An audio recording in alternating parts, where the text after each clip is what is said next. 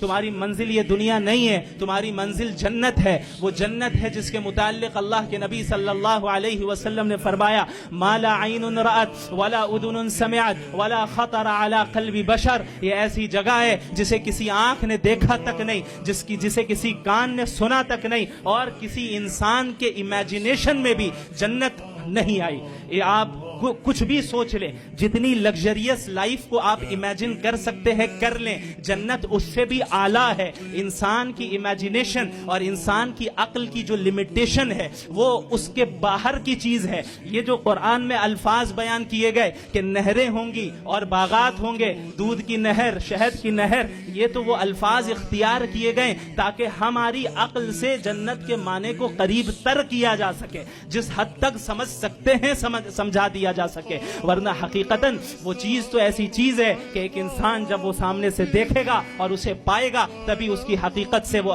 صحیح معنی میں واقف ہوگا. اور اس لیے اس چیز کو یاد رکھو کہ اس دنیا کی محبت کو اپنے دل میں نہ بسانا.